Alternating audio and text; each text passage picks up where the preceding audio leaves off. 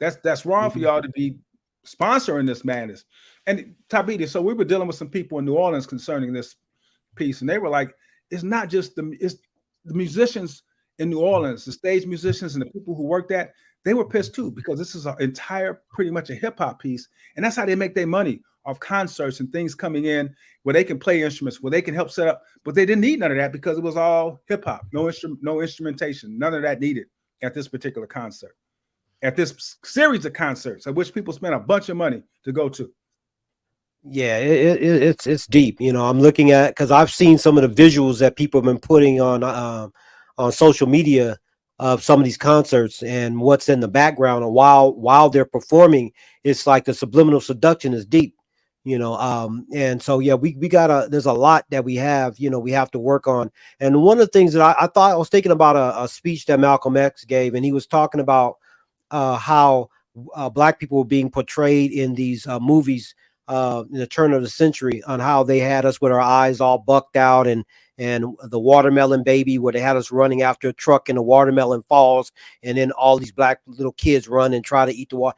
All of these type of things that were being done. And you say, well, why are these things being done? Well, one of the things that Malcolm talked about is easy to colonialize people if you're depicting them as being degrading. As some people that are not even worth or living, and at the same time, by portraying us that way, it's saying that you cannot govern your own, and so we need to govern. And so if they portray that, if that's the image that's been given all around the world, then people are looking at that and saying, oh, well, maybe they don't need to be independent. Like what you see, like we talked about earlier in the program, we were talking about the neo-colonialism that is being broken apart in West Africa and certain other areas. And that's so deep, what's happening with that. I know we're talking about music, but as black people, I'm glad to see moves being taken place where, like, for instance, I was thinking about, we can get back on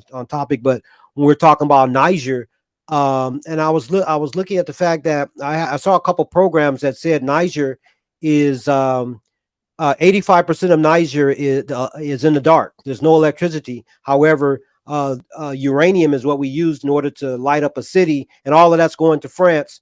And I know what's his name, Tinubu, out of Nigeria, their president, was one of the African leaders of saying that if they don't put this puppet back in power in Niger and even in Mali, they were saying they were going to go ahead and and there's going to be some intervention, which is some bombing, or basically a war going on, and unless you allow the rapists to come back and keep raping your people, we're gonna bomb you. Those people are saying, well, come on with it. We don't want war. We don't want this. But at the same time, we're not going to be a slave anymore. We're going to fight this and that. And I think black people, because I'm a Pan-Africanist, I care about black people here. I care about black people. I don't care where we are. And once we become a global people and realize that we are a global people, then we have power. As long as we're talking about, oh, I'm a Negro American, oh, I'm a this or that, or I'm a this tribe or that tribe, we're laughable globally because they know you're just a little man. Yeah, you saw me laughing at why that we're a disc operating system. I'd say DOS, all that, all that xenophobia, madness. I agree. No, definitely it's Pan-Africanism or perish. And Malcolm talked about how you can't understand what's going on in Mississippi back then unless you understand what's going on in the Congo. It is all connected. It is all connected. And we're making a connection to a certain extent. And you said that video we shared recently makes the connection to right here where I live and what's going on in the Mama Land. Yeah, so exactly. The people in Nigeria are saying no, and to that lady, no, we're not going over there to mess with our people, our neighbors in Nigeria. No. Exactly. Exactly. And I love to see that. And that tells you that Nigeria is ready to say, hey, we want somebody, if someone's going to represent us, we want to be part of the global economy. But at the same time, if we have somebody that's a crook, that's our president, he needs to be pushed. How does he become I think we're, some of the things that I've read on him is that he was, I guess, drug money, heroin money was funneled through his accounts, and he got a slap on the hand, and he still, he was able to be a president. And I guess in Nigeria, to my understanding, they're only looking at what you've done in the last 10 years, and Oh, so if you've done something beyond 10 years, it doesn't apply, like, like here or other places. And yeah. so, but yes, And not to so say that people can't be redeemed, but it's like, yeah, but yeah, that sort of thing. How'd you get away with that? So, but yeah, and I'm thinking about too the sister in Columbus, Ohio, and how we're vulnerable to all this police brutality and police killings and all that too. And what makes us vulnerable? Mentioning Malcolm again, if you get a chance, people, if y'all get a chance, it's online. There's a speech Malcolm did in 1962 or 63 in Los Angeles at a church when the Nation of Islam member Ronald Stokes was killed when the police I shot them up. remember that. I remember that. In that speech, he talks about, like you were saying, the media, and he makes it plain in the press and how it paints just such a bad image of us, which makes us vulnerable to this police brutality, this police pushing our sisters down in Morgan City, Louisiana. I don't know if you saw that clip recently. My Shooting, hometown. Huh? Yeah. shooting sisters near Columbus, Ohio, when they're ironically accused of shoplifting on they said another girl was in there. They got her for shoplifting. It could have been the one who was doing it. I don't know. But it's just, bro, we got a lot to do, man. But therefore, again, what must we do about it? And so can I share what's happening? Yeah, most definitely, most definitely. So the Clear the Airways Project, we got together with CMOTEP, which is a committee to eliminate media offensive to African people. And we had a forum where we invited 5 veteran members of the Black Panther Party. And these vets, we said, look, y'all, this music is horrible. Y'all didn't sacrifice. Y'all didn't have, spend all this time in jail, mess up your families, your comrades be getting killed and all that. For us, 50 years later, 40 years later, it's been going on a while, 30 years later, to be playing music, telling us to kill each other. 90% of the songs dropping N-bombs on us, calling our females, our sisters, B's and H's. Y'all didn't do that, right? And so these brothers and sisters came and showed and proved at that forum. And one of the things that came out of it was that we have to organize. We have to organize to battle this. We have to organize to battle this. And so they talked about Brother Victor in particular, and how in 1969, they organized a conference for a united front against fascism. And in that vein, we need a conference. We need to organize and unite organizations and people who can put a united front against this murder music. As you see, as we know, there's so many people out here now who are like, no, this is wrong. This has to stop.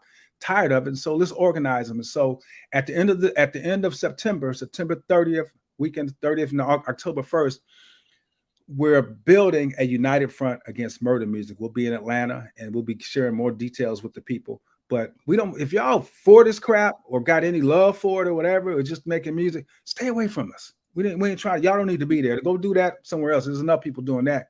We're not doing like most of the people who are recognizing or so-called celebrating this 50-year of hip hop piece.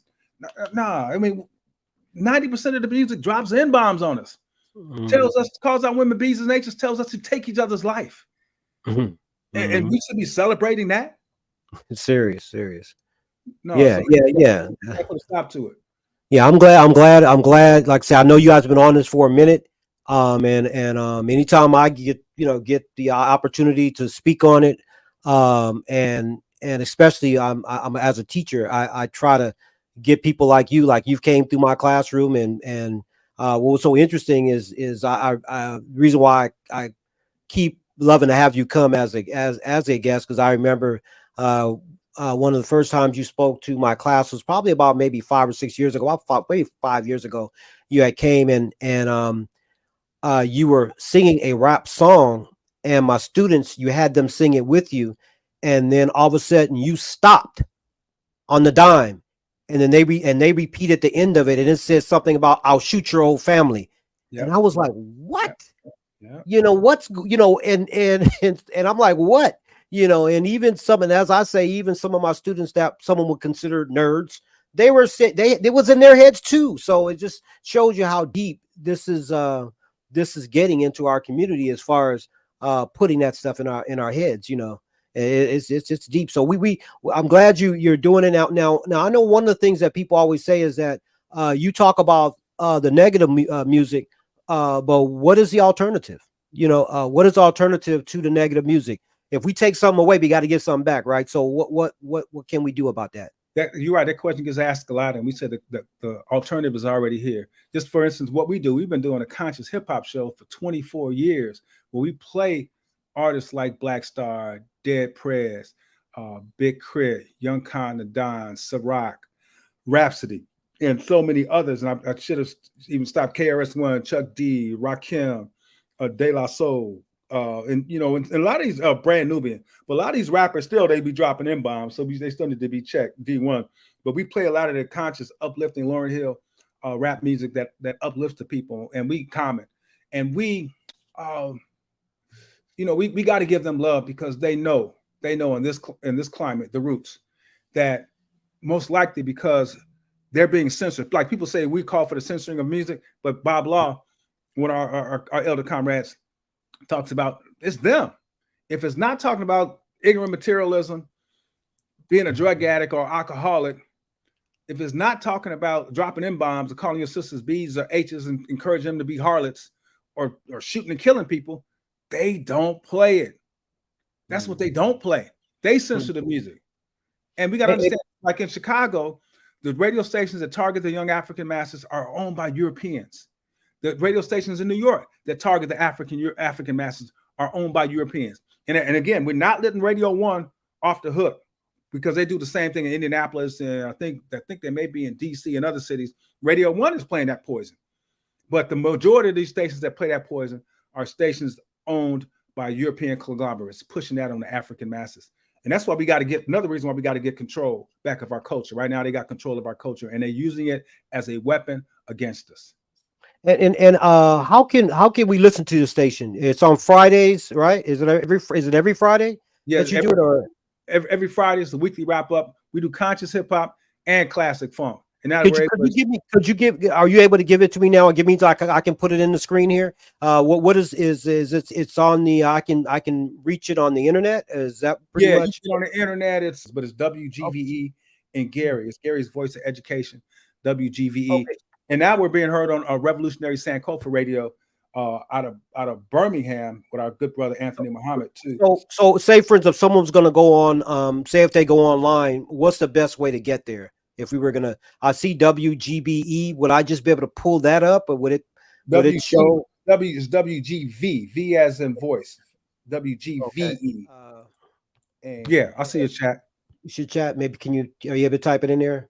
Yeah, let me type it. And then I'll go ahead and I can put it across our screen so others can. Because I would like to. I've checked your station out, and sometimes I'm not really sure and connecting, and other people might have the same thing, so it'll make it easy for us to just start tuning in every Friday. Because I remember one time you were jamming it, and I actually was driving, and I was driving up north, and it was some bad weather and everything, but you were clear all the way there, And brother, like you said, and there's so much. I mean, there's so much conscious hip hop out there that we don't have. Me and my cousin just Lexi does the hip hop portion. We don't have time to play a good portion of it. There's so much. There's so many artists out there again who are respecting their people and understand the importance of music and what it does to the people's psyche. And so we got to give them love.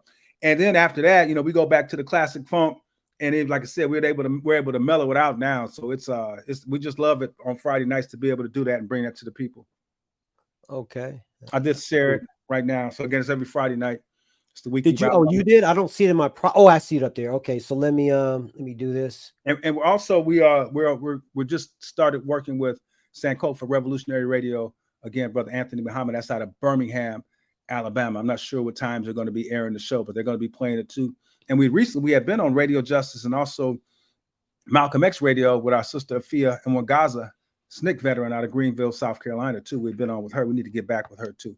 But yeah, there's not a lot now. There's other places who play conscious hip hop, but a lot of them, they still, because they're online or whatever like this, they still dropping them in bombs and all that. And we still struggle with keeping it out because that word, that is the most demeaning, degrading, disgusting, despicable. If a word could be evil word in the history of English or any other language, especially if you're an African. We feel that word opens up the portal to all this other madness that's pushed into music. I mean, it's not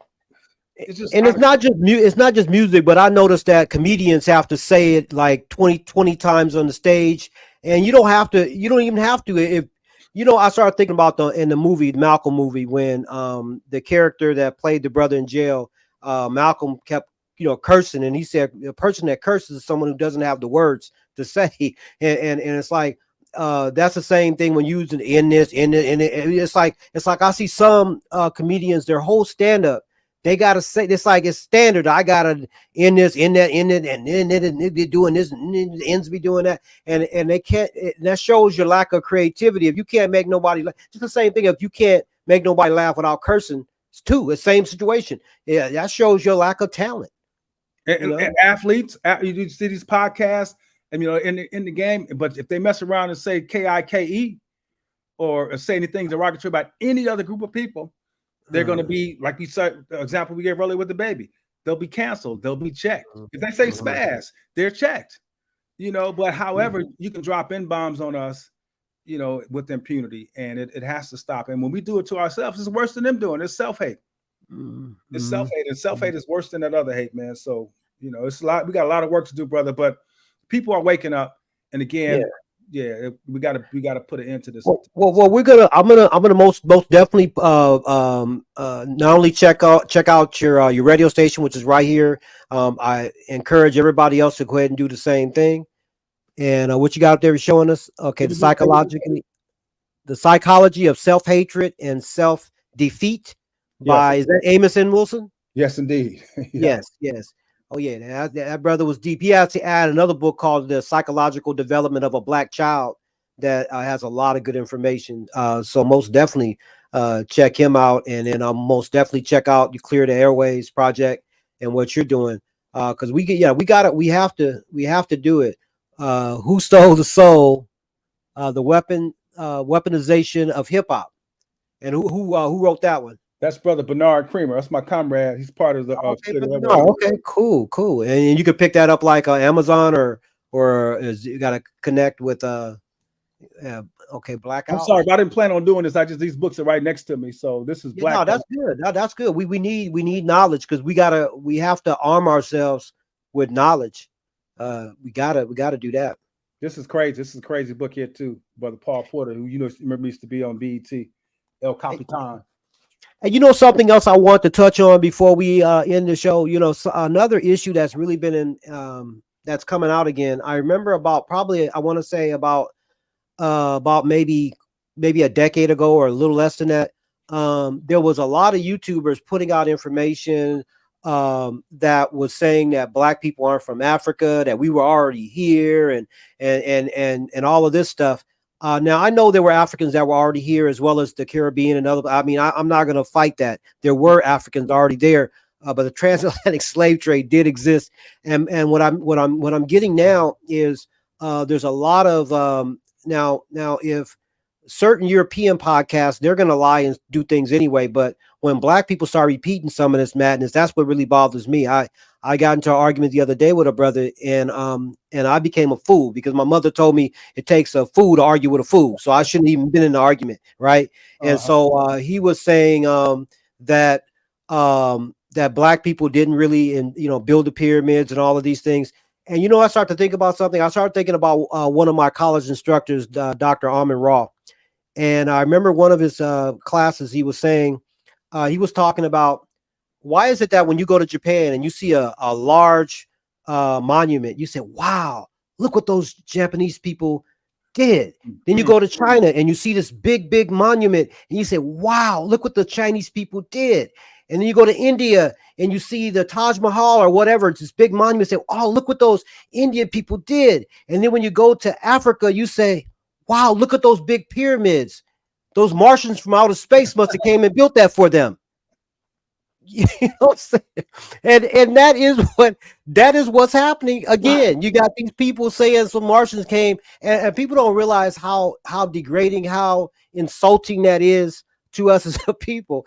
And I know it's laughable, but we're teaching youth that are coming up now, and they're trying to change the script. And even with and this part of the issue when you're talking about the killings going on with our youth, that's self-esteem. You got low self-esteem. And if you notice, a person that has low self-esteem are going to lash out on other people, right? The bully that actually has all this low self-esteem and depression going on, they're going to start lashing out at other people. And if we don't let our people know who they are and know that not only do we have cultural value, but also individually, every a black person has something that somebody else can't do, and actually they have something to give to our race. And so that's something that we need to keep on pushing forth. But yeah, these people that they're actually pushing people, black people, to back actually say, because what they're trying to do is, this is what the people don't have to look at the bigger picture.